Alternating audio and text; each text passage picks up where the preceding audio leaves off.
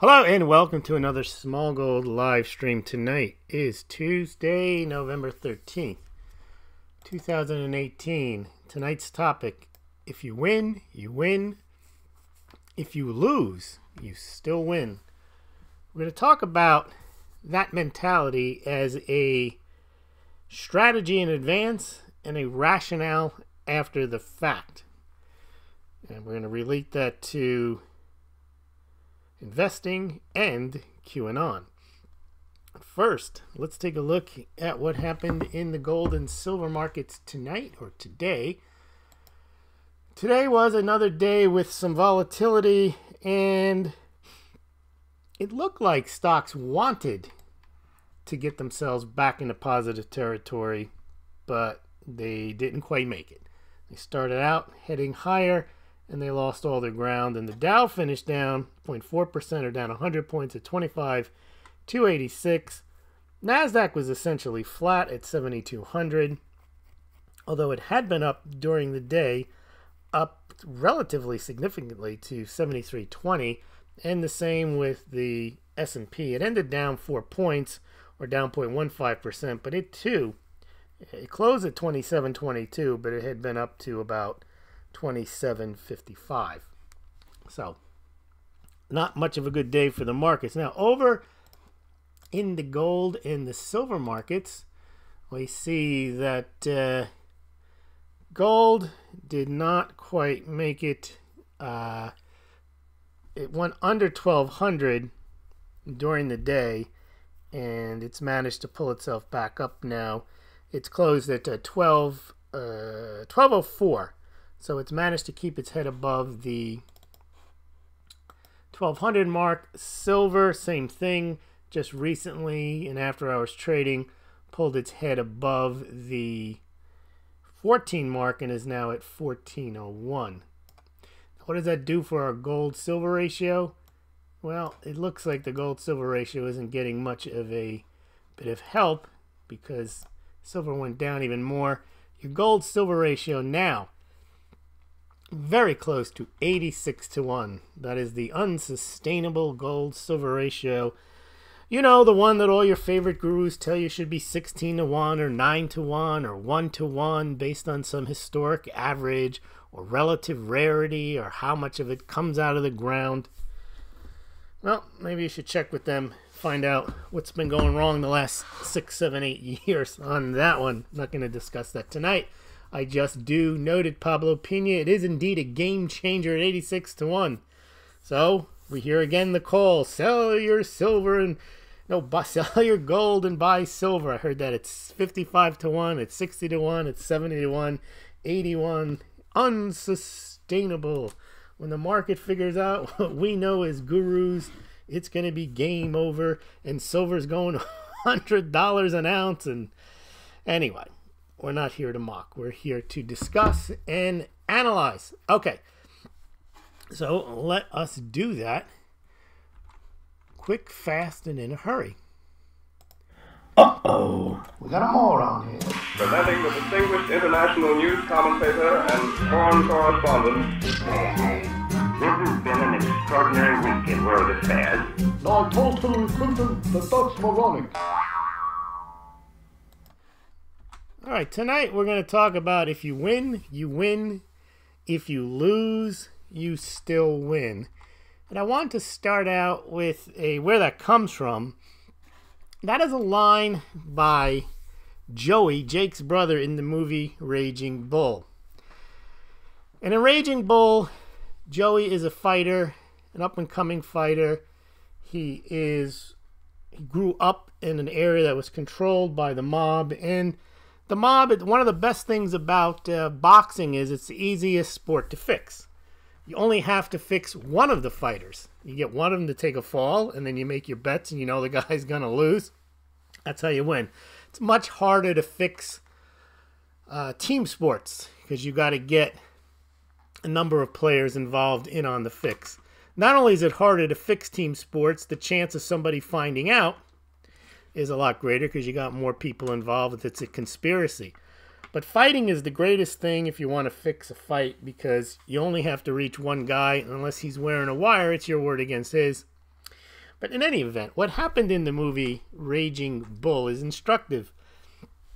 Not because it shows you how you can fix a fight, but because of the rationale that his brother Joey gives to Jake in explaining to him where he stands in how he's going to achieve his goals. And Jake is concerned that he's not going to make it. That in this particular case, he's worried that he's not going to make it because he might not be in the proper weight to be able to beat this guy. And Joey rationalizes to him in advance why his future is bright. And he says to him, "Do you want a title shot?" And Jake says, "What am I? What am I, a circus over here? What are you doing? You're killing yourself for 3 years now, right? There's nobody left for you to fight. Everybody's afraid to fight you. Okay, along comes this kid Gennaro. He don't know any better. He's a young kid, up and coming. He'll fight anybody. Good, you fight him. Let's say you lose because of your weight. Are they going to think you're not as tough as you are? You're not the same fighter? Good. They'll match you with all those guys they were afraid of matching you with before. And what happens? You'll kill them. And then they got to give you a title shot. Now, let's say you win. You beat Gennaro, which definitely you should beat him, right? They still got to give you a title shot. You know why? Why? Because the same as before. There's nobody left. There ain't nobody around. They got to give you a title shot. You understand? If you win, you win. If you lose, you still win. There's no way you could lose. All right, well, that sounds like some decent advice there, that basically what Jake should do is just play it along. And if he plays along and if he wins, well, then he's won. If he's lost, well, now he gets a chance to come back. I take that that's not necessarily a bad strategy if that's how you plan on going in. In a sense, saying you got nothing to lose. If you win, you win. If you lose, you still win. But I see this mentality being applied after the fact a lot. And I'll give you an example. And you tell me if you've done this. So you go out and you buy gold or silver, whatever it is, with the expectation, maybe you heard some pumper story, gold or silver was set to skyrocket, the COMEX was going to default, the gold-silver ratio was unsustainable, and silver was set to skyrocket. Whatever reason you bought with the intention that it was going up. What I hear all the time, for years, as the price drops, there's, if I win, I win. I mean, if the price goes up, but if I lose, I still win. And the rationalization there is, it's a buying opportunity and I get to buy more. And they continue to think that way. Now, that's rationalization after the fact. If you bought silver at $25, at $30, at $15, at $17, and you're down, you really can't be happy that the price is dropping because now it's a buying opportunity. And I've heard people say, I hope it continues going lower so I can buy more. And they just keep buying and buying and buying on the way down. Now, what I saw today, and I want to show you this one. This is this QAnon stuff. It's the same mentality. If we win, we win. But if we lost, we still won because it's part of the plan. Now, check this out. This guy here, he says, relax. The midterms were a sting. Get it? We didn't lose. We meant to lose.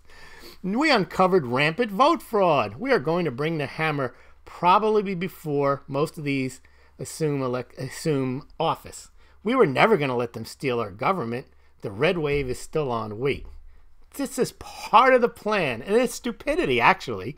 You rarely ever win by losing. But you can rationalize a loss as a win, but that's called a delusion. And it's different to go into something with the idea, like with Joey and Jake, and say, if you win, you win. If you lose, you still win. I think he's right there. That's a strategy. But if Jake gets his butt kicked, he doesn't say, you still won. No, he lost. And it's the same here. The Democrats won. That's not part of any plan. They didn't lose so they can expose the fraud. Because what would happen if they expose the fraud? Well, then they would win those seats back. Why do they have to lose to win in the first place? It really doesn't make any sense unless you want to believe that that is a strategy that losing is a strategy. And I would say losing as a strategy is a strategy for losers, not winners. It's the same thing with, well, Sessions didn't do anything because it was all part of a sting operation. And he just let Mueller do whatever he wanted because he's got 60,000 zillion indictments ready. Well, he could have had 60,000 zillion indictments ready without letting Mueller indict half of Trump's, his lawyer, Flynn, and so on. So in any event, I just wonder if you guys do this, if you go into something with a strategy or you change your strategy after the fact to justify what happened. All right, let's go see what everybody has to say here. Oh, it looks like I've got a lot to say. Well, by the way, the 40% off sale on the Smaulgld items in the Zazzle store ends tonight. I thought it ended last night. So all those items, the travel mugs, the espresso mugs, the new beer stein, the beer mugs, they're all on sale. Significant discounts. So please check them out. And then the other links have to do with becoming a Smaulgld patron and donations and all the nice, wonderful things. So Pablo says it's a game changer. Bendrex, I'm selling platinum. Eli says hello. Good to see Eli. And Not Me says, I exchanged some doomed Fiat for a beer mug last night. Oh, great. The deal is still good tonight for your last chance to get anything useful for US dollars before the Chinese might end it all for the dollar. Yes. It's going to be game over for the dollar, and the dollar is going to collapse. But if you've got your mug ready, you are in good shape. All right. Mike Toe. Oh, hindsight. Everyone is a genius. Stopped thrashing others if you were right all the time. Never said I was right all the time. I've just said that these people that insist on their narratives never change the narrative, keep saying gold and silver set to skyrocket. I have to point out they're wrong, and I think you can't just say, well, it's a buying opportunity. I was wrong, but keep buying. That's the old Monty Python flesh wound. Keep fighting, and you never change your narrative, or you just ignore the fact that you were wrong, and you never change your analysis. What I do here is I analyze things, and then I analyze analysis. And to me, the worst thing to do is never to change your analysis, even though it's been 100% incorrect. If you go around saying silver set to skyrocket, COMEX is going to default, and these things never happen, and then your excuse is, I'm not wrong, I'm just early. No, maybe you're just wrong. It has nothing to do with being early.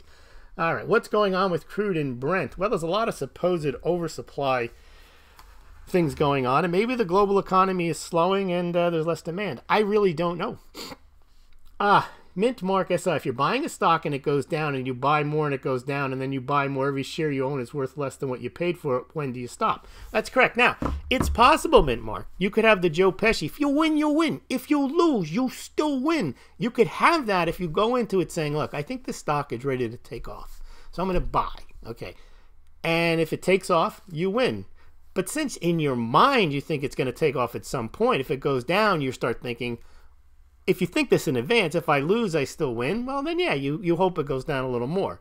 But as you say, at what point are you just catching a falling knife or taking a beating and insisting if you win, but also if you lose, you still win?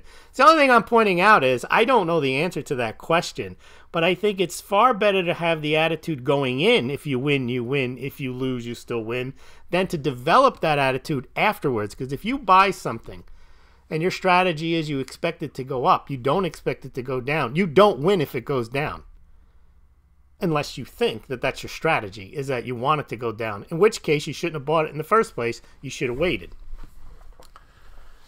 8 Done Corner. Dude, you ever have anything good to say about gold or silver? Sure do. There's plenty of good things to say about gold or silver.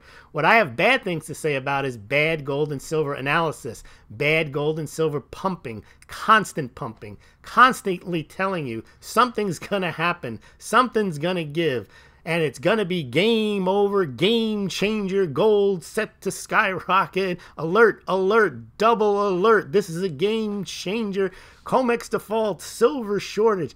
These are the things I'm against. I'm not against gold and silver. I'm against gold and silver pumping 24/7 and generally 100% wrong. Remember, gold-backed yuan, that was going to be a game changer. That was pumped incessantly, never happened, but you never hear from them. They're on to the next pump. I got nothing against gold or silver. I like gold and silver. I don't like the way it's being pumped.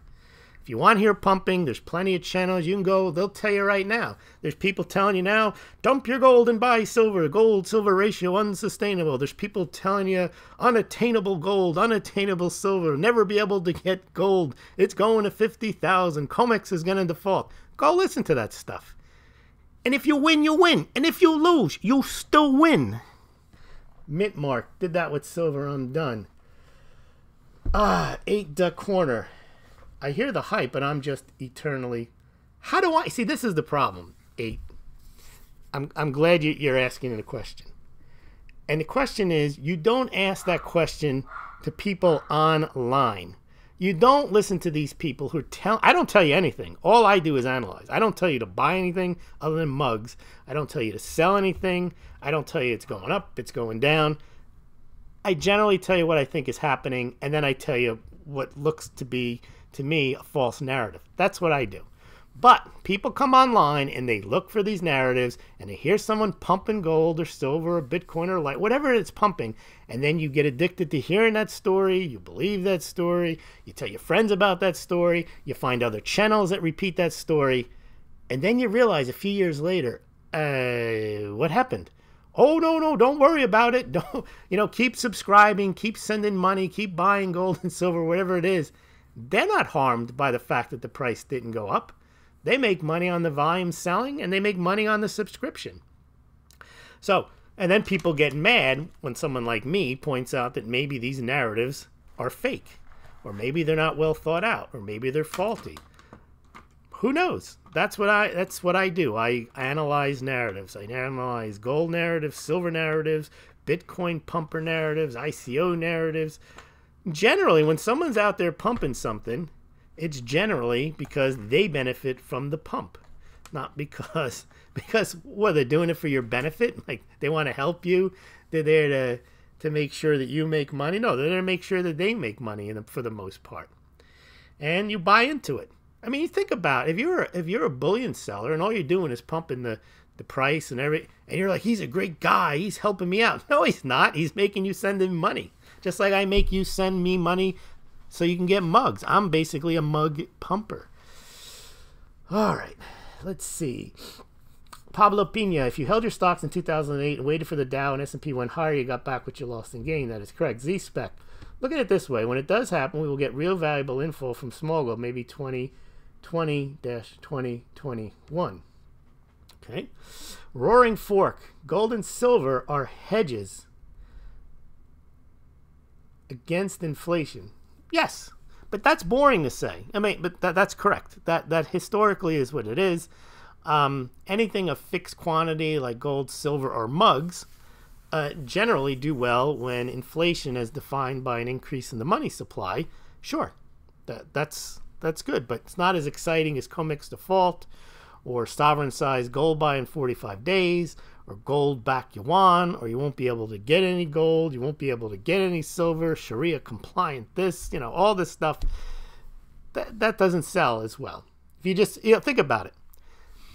If gold is insurance, name me a YouTube channel that talks about people comparing their insurance policies and discussing insurance. It's boring. You don't talk about your insurance. You talk about why you've got this ticket, this lottery ticket, for when the gold-backed yuan kicks in or the silver shortage kicks in or whatever. Oh, by the way, I have something for you. I forgot. This is good for you. So, actually, you know how they say silver shield and silver bullet? Well, I got a story that covers both the silver shield and the silver bullet. All right, let's check it out. Silver shield, silver bullet. Well, there it is. Silver is so useful, it saves lives. These coins stopped a bullet and saved a soldier's life. This coin here, I had to look it up. It's the coin that got hit with the bullet there. That's a 90% silver Belgian 5 franc coin. That clearly is a silver shield. So there you go. You got proof positive that silver actually is a shield. Now, I doubt that it was a silver bullet that shot that guy, but there you go. Silver shield. Mug pumper, pimper, same thing. Absolutely, where's Barry? S. King, what do you think about cannabis stocks? I don't. Not because I don't know any. Not because I don't think about them, but I haven't researched them. I don't know anything about the entire industry. I don't know about the regulation enough. I don't know about the individual companies, so I haven't really looked into them. I'm not an active investor, but if I might take a look at the whole sector. My general impression is that they're overvalued, but that hasn't stopped a lot of stocks from going higher, so I haven't really looked at them. Let's see. Z-Spec, right? They don't work, don't report, and cash out with lots of fiat. Chris Clayton, is SD Bullion a pumper? Nope. I mean, the bullion dealers themselves are the ones, SD Bullion, I don't want to go through them all, but they have good products and they sell them for a good price. I think you got ancillary pumping going on. The bullion dealers themselves don't, well, I don't want to speak generally and I don't want to speak specifically, but I have not had a bad experience with the dealers themselves.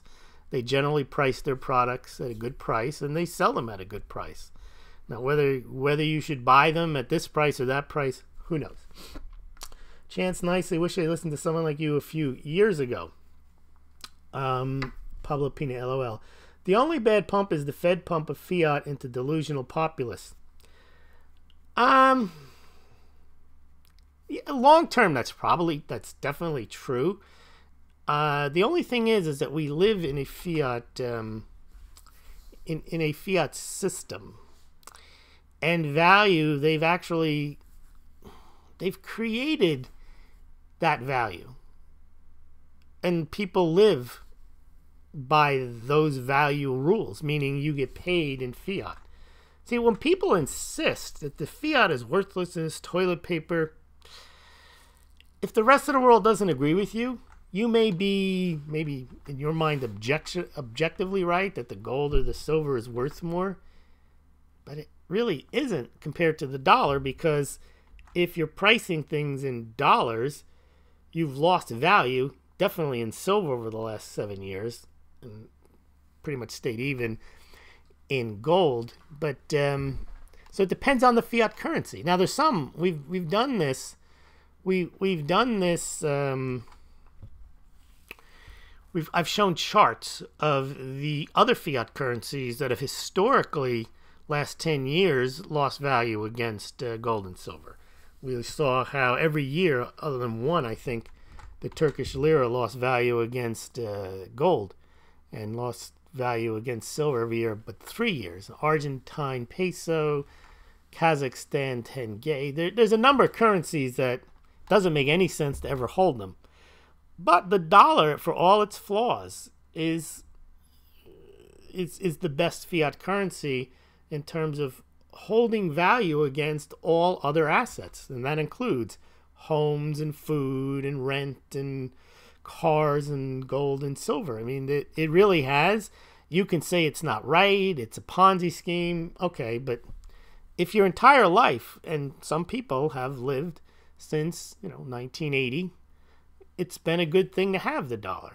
It may be on faulty grounds, and it may have a limited lifespan, but so do you. I mean, if your whole life the dollar manages to hang on from not being on the gold standard since 1971, I mean, it's 50 years almost. So I think it's a little much of a pump to go the other way and say that fiat is worthless, it's toilet paper, because we've been hearing dollar collapse and game changer and dollar is toilet paper and end of dollar hegemony for years. Yeah, maybe. Clearly, I mean, it's no lie to say that gold and silver have maintained their value for 5,000 years. That's a fact. The dollar hasn't been around 200 years, or 300 years. It hasn't been around, and it won't be. The United States, it's almost guaranteed, forget the dollar, won't be around in the form that it's in 1,000 years. If it did, it would be the most amazing thing. So, All right, let's see. I have gold back yuan. It's a coin with a big raccoon on it. It says Roaring Fork. Greeting penny hoarder, says Max. I finally ordered some gold and silver this week. Oh, congratulations. Full name. JP Morgan was caught manipulating again. Why does the U.S. do nothing to stop these criminals? I hear they have a new deal with the French central bank. And Roaring Fork says spoofing is hard to prove. We covered this a couple of nights ago. I went through in a lot of detail the JP Morgan story. They were caught manipulating. They weren't caught. A trader was caught, which is different than being organized by JP Morgan. But the real issue there was they were caught not buying or selling, manipulating, but spoofing, which means they never executed the trade. And they did that between 2009 and 2015. And during that the price went up from 2009 to 2011, and it went down from 2011 to 2015. And they were manipulating going both ways. So they weren't caught suppressing the price of silver. That's a big, big deal. Now, it may have the impact of suppressing the price of silver if you don't trust the markets, but they weren't caught red-handed saying that the guy was just making uneconomic trades to drive the price down for whatever purpose. So it's not going to have much of an impact. This guy, he's not even doing it anymore. Someone else is probably doing it since 2015. So I don't think I don't think it means anything because he was spoofing, and it probably is still going on today, and it's going on in both directions. The only way your manipulation is going to stop is if whoever the actor or actors that are doing it are caught and an injunction is placed on that. And I don't think that'll ever happen, because the way you would catch somebody manipulating the price down, suppressing the price, would be to pull up the trades, find the trader, and say, okay, look what you did here. Why did you just dump 20,000 contracts at one moment at this particular time? And the answer could be none of your business, because the courts don't get into determining whether you're a good or a bad trader. That's not their job. If you've got a business judgment and that's what you want to do, that's what you want to do. You'd have to find other papers and documents and contemporaneous evidence that the trade was done purposefully as part of it, some type of conspiracy to drop the prices. And you're not going to find those documents. If someone actually is driving the price down, let's say it's for national security, they're going to be immune to it anyway. When they can prove it, they do something about it. I thought JP Morgan was one of the founders of the Fed. I don't remember. If you read The Creature from Jekyll Island, it gives all the names of the players. I think they might have been in on it. Nothing will happen. Spoofing means something else to our Aussie friends. Should I viewed it a different term? All right. Well, thank you very much, everybody. I want to thank you for joining me tonight. Make sure you join me each and every night. Remember, tonight is the last night for those 40% off of the Smaulgld products, and that includes the new Smaulgld beer mug. 22 ounces you can fit in there. There's a 16-ounce beer mug that's frosted. That's available. There's a smaller espresso mug that's available on Zazzle. There's also t-shirts and office supplies with the Smaulgld logo on them as well. So remember, if you win, you win. If you lose, you still win. Good night.